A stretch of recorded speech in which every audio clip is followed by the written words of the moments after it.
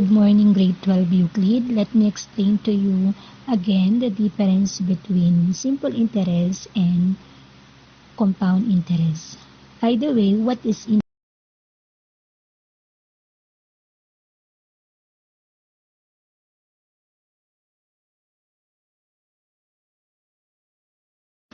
interest is defined as the cost of using money over time.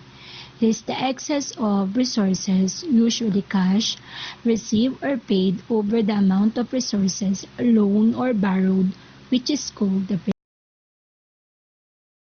Let's say you are decided to invest your money in a bank. You will ask the banker how much interest you will get.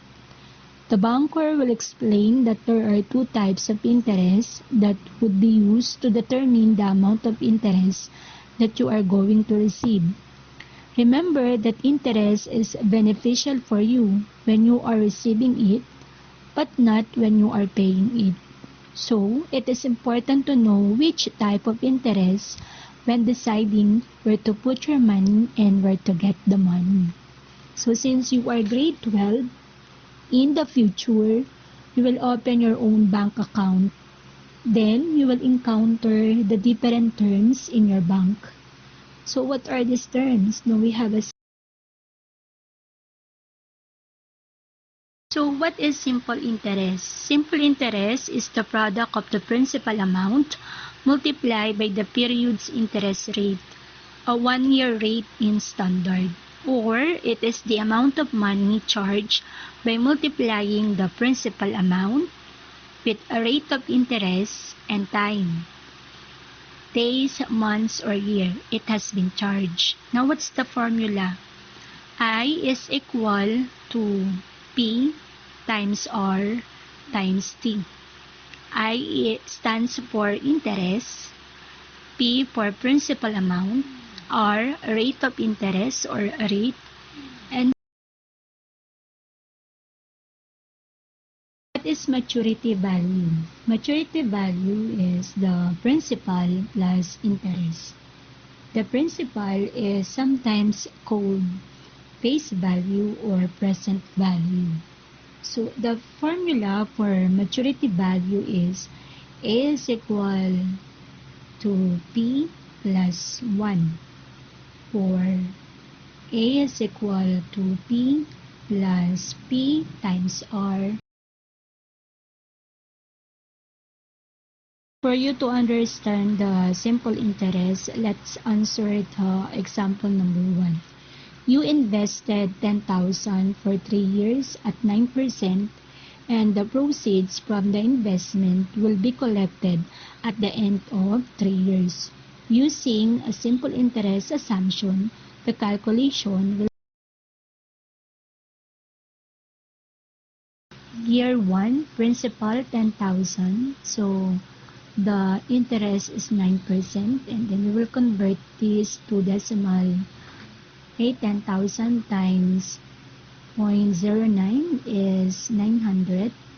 Then the cumulative interest is 900. So the total is 10,900. For year 2, 10,000. 10,000 times 0.09 is 900. Then the cumulative is 1,800.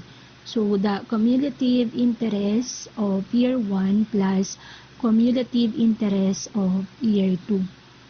The total is 11,800.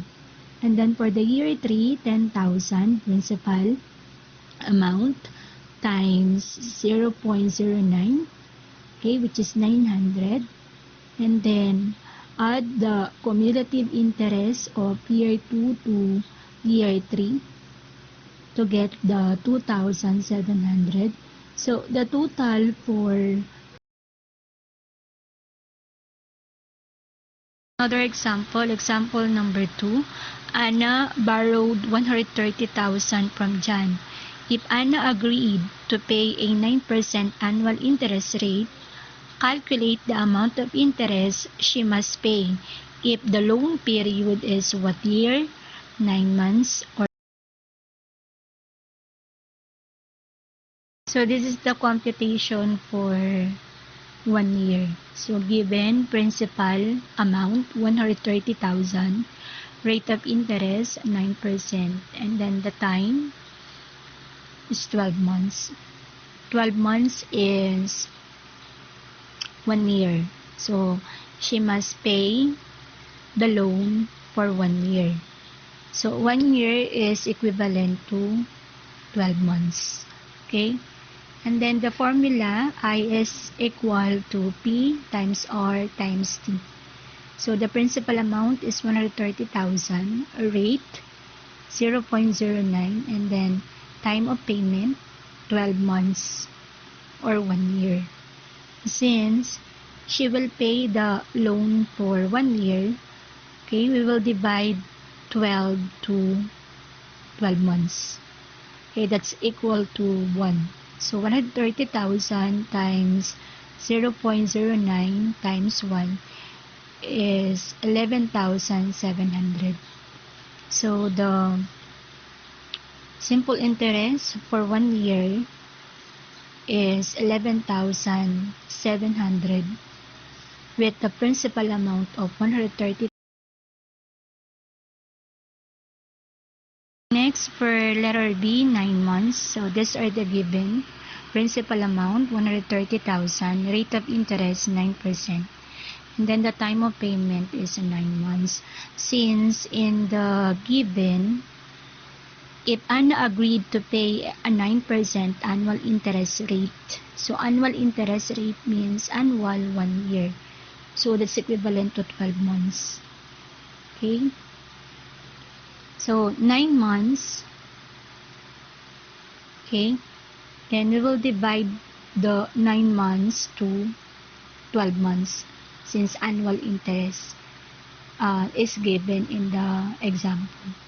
So principal amount 130,000,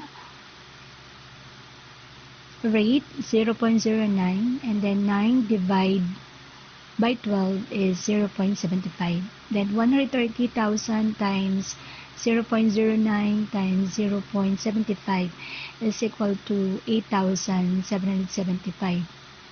So this is the okay, letter C, 18 months. Given principal amount 130,000, rate of interest 9%, and then the time is 18 months. Okay, since again based on the given example, Anna agreed to pay a 9% annual interest rate. So we will divide 18 months to 12 months or 1 year.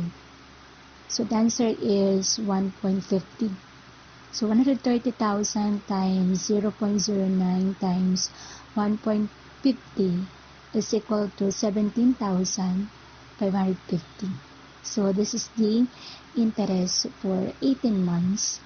If Anna borrowed 130,000 pesos and she will pay the borrowed amount within 18 months.